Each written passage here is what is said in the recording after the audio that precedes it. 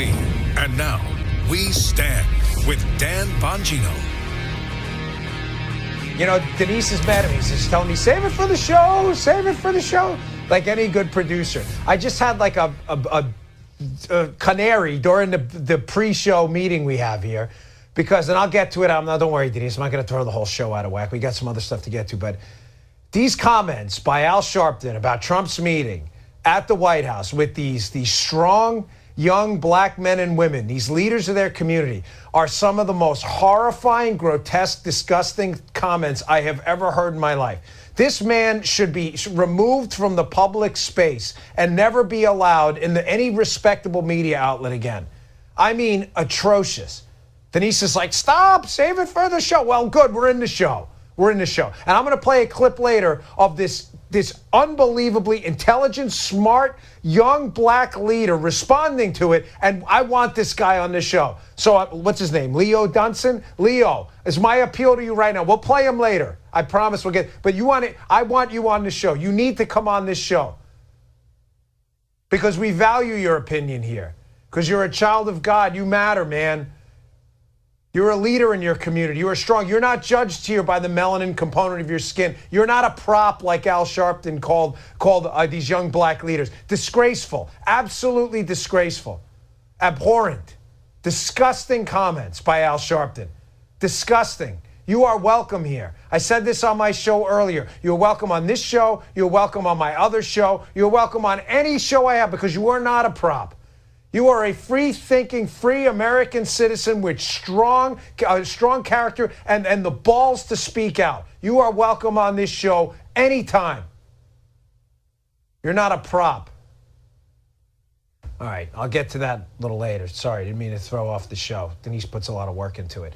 We did have a lot of news this weekend outside of what happened with the conference last week. We had a horrific incident at a synagogue in Squirrel Hill. We had 11 American citizens, Jewish American citizens, taken from us way too early in a horrible incident. Folks, I can't say enough to just, it is one of the oldest sins of humankind, the grotesque stain of anti-Semitism that sadly we can't seem to wipe from the face of the earth. The suspect in this case, I don't think, based on what he's posted on his social media and some other things they've dug up, it's pretty apparent he held some disgusting, atrocious, horrifying views that sadly still exist. Let me just play some video here of Donald Trump responding to this awful incident this weekend at the synagogue.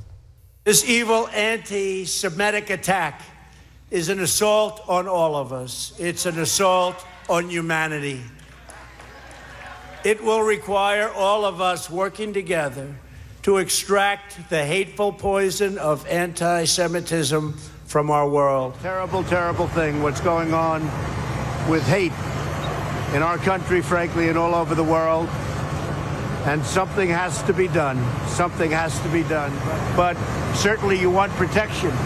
And they didn't have any protection. They had a maniac walk in, and they didn't have any protection. And that is just so sad to see. You know, I was a police officer once, as many of you know, before I started doing commentary, and I ran for office as a conservative. And one of the things you rarely hear cops say, because they don't want to show their emotions on their sleeves, they're professionals. Men and women I worked with, they just don't want to show their emotions. You rarely hear someone say anything about it being the worst I've ever seen, yet multiple people who walked into this crime scene at this synagogue where our Jewish brothers were taken from us way too early, 11 of them. Multiple people said it was the worst crime scene they'd ever seen. Horrifying, folks. Horrifying news this weekend. In some small way, if I can somehow contribute to somehow stopping one of these in the future, given my experience in the security space, I decided that's what I'm going to dedicate this segment to, in memory of these patriots that lost their lives. Folks, as a former Secret Service agent, one of the unique dangers presented by synagogues, churches, mosques, other places of worship, think about this, is there are two significant factors that make these spaces, I think, extra dangerous for people, especially when it comes to situations like this, where some lunatic wants to come and do harm. Think about it. Think about these two things, right? Where's the entrance to just about every church, mosque, synagogue, place of worship you've been in? Where is it? It's not behind the pulpit, or if it's a bigger church or something, the stage. It's not. People don't come in behind the priest or the rabbi. They come in the back. The entrance is in the back. I mean, rarely are you ever in a church where people come in the front. They don't. They come in the back. But why does that matter? Well, it matters because during a service, and this was not a mass, this was a synagogue. They were conducting a ceremony. But people's attention, folks, is where? It's always ahead, straight ahead. Whereas the entrance to the location is almost always behind you. Now, even in places like, I used this example earlier on my morning show, even in places like a movie theater where everybody's attention is ahead and their doors are behind you, in order for the person to access those doors behind you, they have to walk through a lobby and they'd be detected. If you don't have security at a church, and that's the reason I bring this up, I get it, there are budget constraints. I'm not here to lecture anyone. I'm just saying, given my specific area of prior expertise in the Secret Service, I want to impart something that'll maybe prevent one of these in the future. We've seen these too many times. Sutherland Springs, now Squirrel Hill. You have to have someone watching that back door because everybody's attention is up front. So you can secrete yourself inside, and before anybody detects you, you're already ready to do your devious act. Your malicious, with your malicious intent. You have to have eyeballs on that back door. You have to get someone in there who can sound the alarm, or hopefully someone with a firearm who can defend the congregation against this person coming in there to do harm. It's critical. Churches are very unique in that respect. Almost everywhere you go, shopping malls, grocery stores, again, even movie theaters, everybody's attention is all over the place. You have people looking at the door in the lobby, even people who are watching the movie, you have people looking out for their back. You have people in that lobby. In a shopping mall, there are people looking all over the place. They're coming out of stores, they're coming into stores. Some people are going out a door, in a door. You don't see that typically in a church or a synagogue. They are uniquely dangerous places in that respect. And the fact that they've sadly become targets, it's time for some heightened security. You have to have somebody watching those doors. All right, moving on. The media coverage, ladies and gentlemen, it just keeps getting worse and worse and worse. It is abhorrent. I don't have adjectives to describe just how awful the media coverage of these events have been. What is tragically ironic, and believe me, I mean tragically in capital letters, about the media coverage is the media that has continued to call Donald Trump a racist, a Nazi, a fascist. Someone actually wrote a piece in the Washington Post comparing him to Hitler, and then said basically that Trump alluded to the fact that Trump was worse. This was an actual piece that ran in the Washington Post, a paper that claims to be a journalism outfit. Their coverage of this has been absolutely horrifying.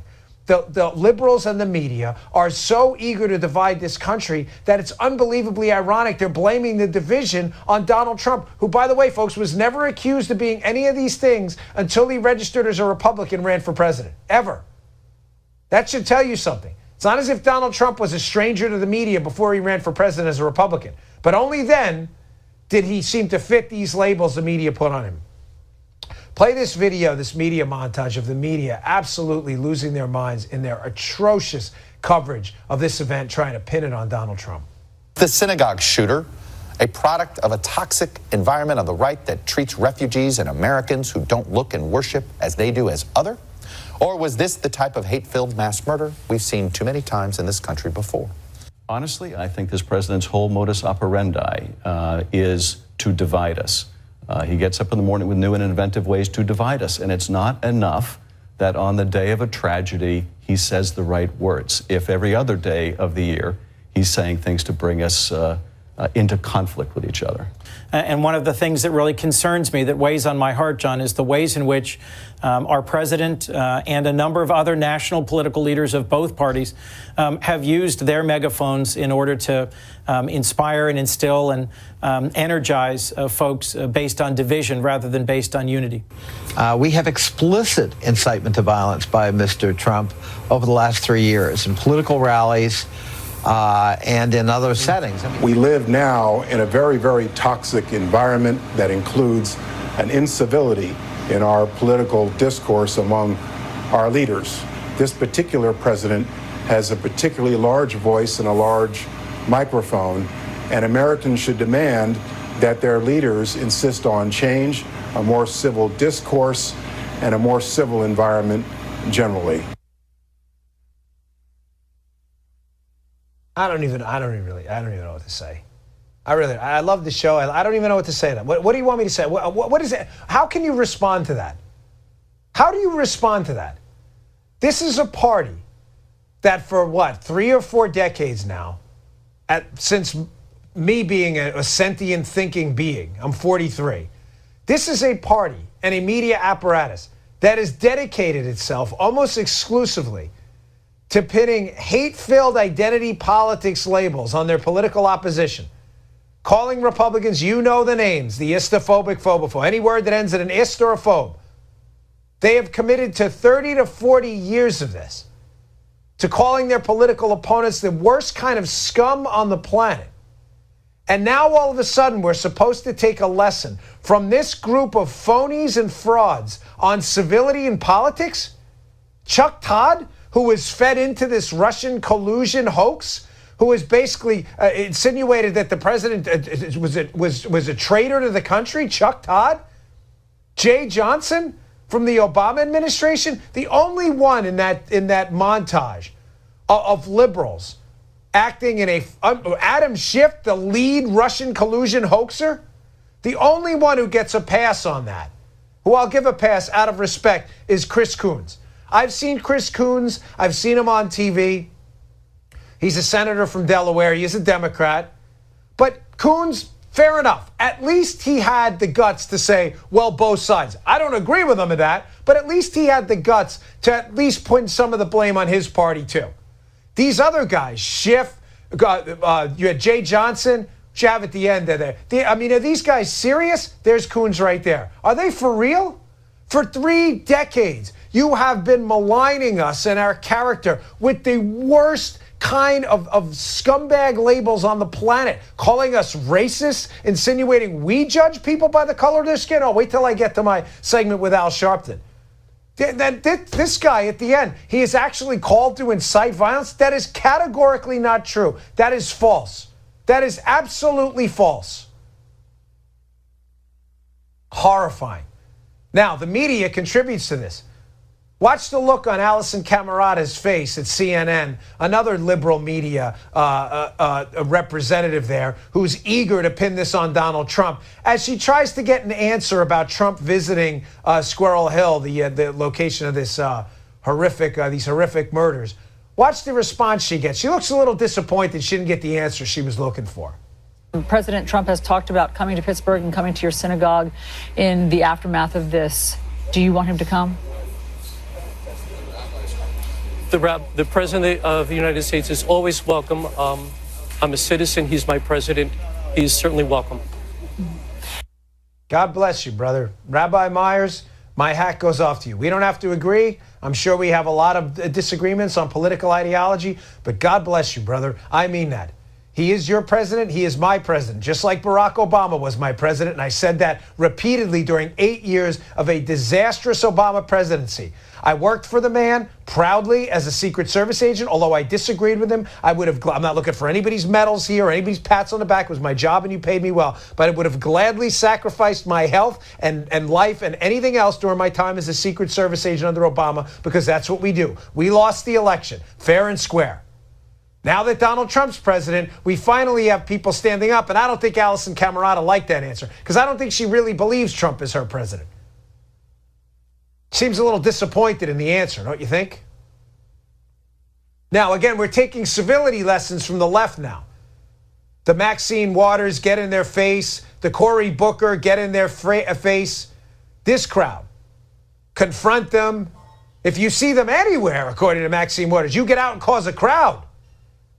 From the same crowd that when a Bernie Sanders supporter shot up the baseball field in Alexandria, and I will continue to say this, we were the first ones saying that Bernie Sanders has nothing to do with this. That was a sick man that did that. And I meant that then, and I mean it now. But remember, expect none of the same courtesies from the liberal and the media, because they don't have principles. See why I'm always proud to be a conservative. I'm sorry, but we're going off script here a minute, okay?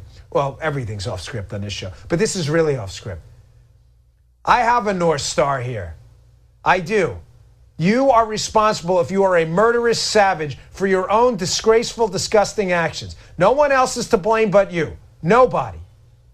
Bernie Sanders had nothing to do with that guy. The fact that he supported Bernie Sanders did not call for the murder of his political opponents. However horrifying his political ideology is, it was not one that called for murder. And I said at the time, you know what? I'm going to try to pull the clip. I'm going to do you all this, I'm not going to say favor, but I want you to hear this. I'm going to pull a cut from my podcast, my audio show, to play on this show.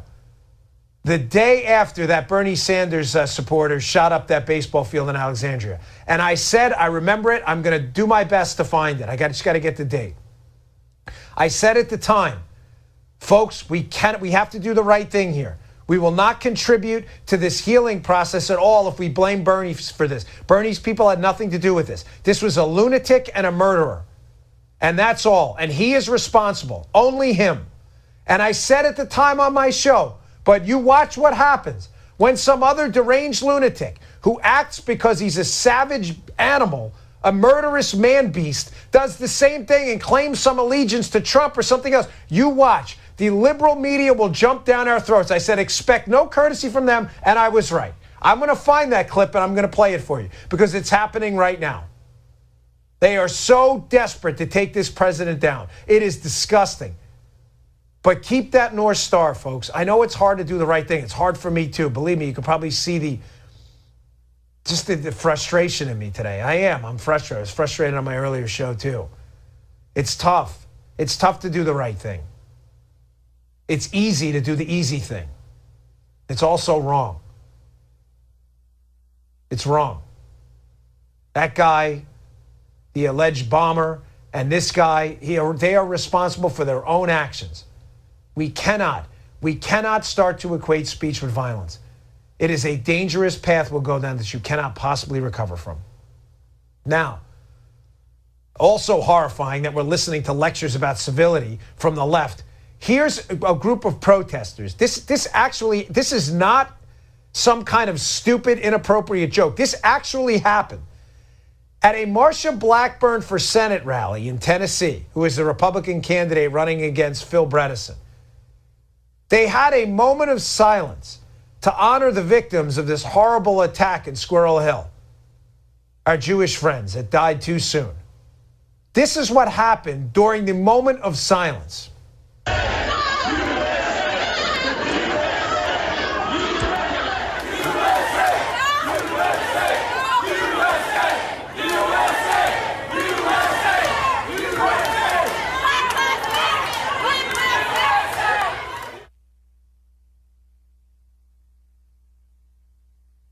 What do you say? Leftist protesters started screaming during a moment of silence that Marsha Blackburn is a white supremacist. Just explain to me again how we're supposed to take civility lessons from these people. Listen, folks, as I've said on this show repeatedly, and I will say over and over and over because it matters to me. I get it. This show has an edge. I do too. It's not always cute. It's not always pretty. I understand that. I can be aggressive on social media too. I am perfectly willing to lay all our shields and everything on the ground and have one of these come to Jesus moments with the left. I am willing to do that when you pledge to us that you are going to forego any false attacks, identity politics-based false attacks, and you will stop punishing people for being who they are. Attacks on Christians, attacks on strong black conservatives that show up at the White House, attacks on Hispanic voters who don't support your open borders policy. When you want to debate in the forum of ideas and out of emotion and out of the rage you bring to this and out of the personal attacks, I am perfectly willing to put down all that stuff. But until then, I'm going to fight back because I'm not going to allow you to do that to me or to anyone else. You're not going to impugn our character like that. But please spare us the lessons on civility when during a moment of silence for 11 victims taken from us so soon, way too soon, in Squirrel Hill, you start screaming out and making a scene in a rally. I'll take a pass on that lesson from you. Thanks. All right, moving on. You know what, Denise? Can we get to the Democrats one, the Al Sharpton stuff? Because I don't want to miss this, and I have so much to say about the caravan, too. I'm afraid I'm going to miss it.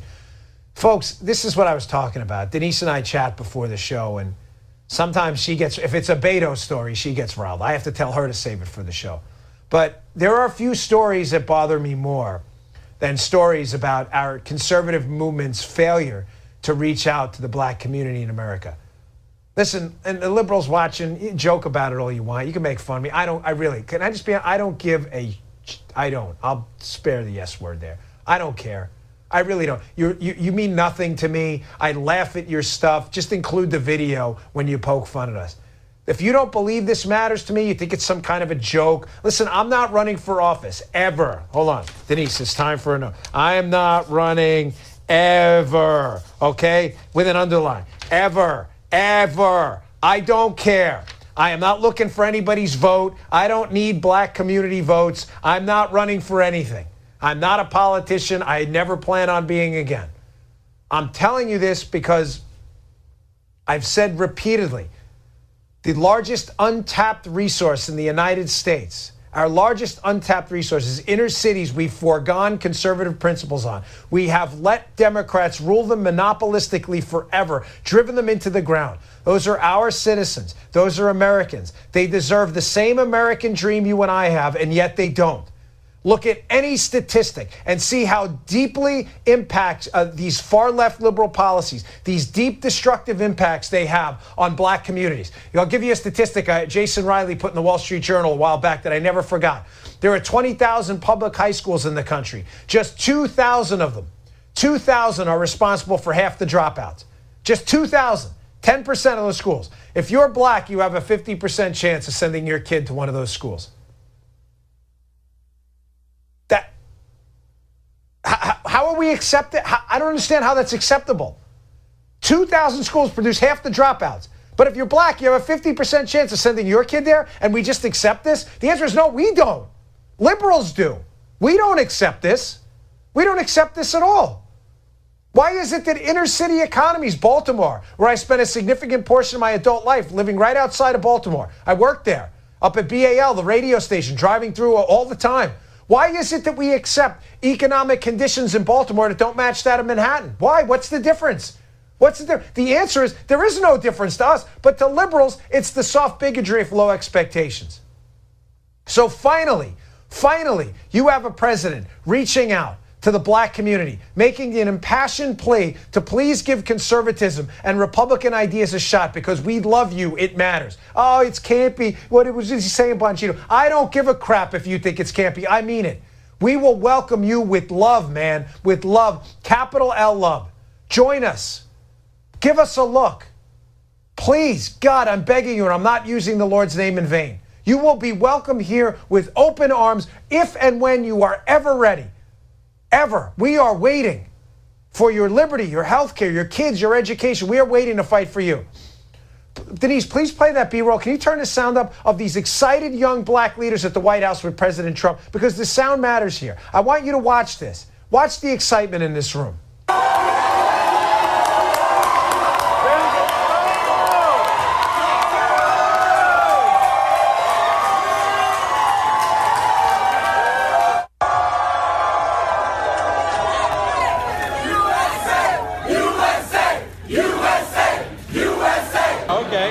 According to the media, this is not supposed to be happening. Look at all this. Look at this. Oh, man. Lies. Don't believe anything. This is beautiful here. Yeah. Happy to be here. Yeah. We're here for you. We are absolutely here for you whenever you are ready. Now, that wasn't good enough for serial... I can't stand this guy. Play this cut of Al Sharpton, who takes an unbelievably disgusting, grotesque, cheap shot at these young black leaders of America, calling them props. This is gross, disgusting. Play this cut. This was among the lowest things that he could ever do. To go in the East Room, which is sacred, have a staged rally Notice that all of those youngsters had caps on. It was almost like we're going to dress you for the photo. They're in there talking about CNN sucks. They're in there talking about build a wall. So why do you need a Young Black Summit to do it? Because it was not a summit. It was a Make America Great rally. They used some young blacks as props, which really is an insult to them. Listen, screw this guy. You're not props. Do not listen to this guy. Do not listen to this guy. He is a scammer. He is a serial scammer. Do not listen to this guy. You are not props. You are welcome here with open arms, always, just like you were welcome in that White House. This movement needs you. You are an integral part of the fabric of this country. Your liberty matters to us, too. Now, I want to applaud this young man. What's his name? Leo Dunson. By the way, again, I need you on this show. I don't do a lot of guests, but I need you to come on this show. I want you to play the response from another one of these strong black leaders at that meeting who spoke out outside and was a little bit upset at those absurd, outrageous, grotesque comments by Al Sharpton. It was such an amazing event, I have to say. I was so blessed to be able to have this opportunity. As far as Al Sharpton said that President Trump was doing this for a photo op with black people, that he did this entire event just for a photo op. Al Sharpton has done nothing for black people. Literally, Al Sharpton has been in power for 30, 40 years, having major influence, having major money, and there's so many different resources that he have that he could have helped bring to our communities. Y'all show me an instance where Al Sharpton has helped Black America.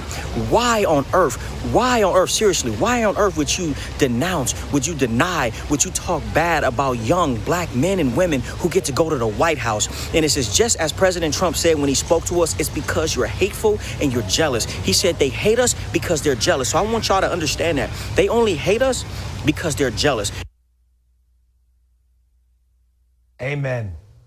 God bless you, man. God bless you. I need you on this show. I need to talk to you because your voice matters, not Al Sharpton's.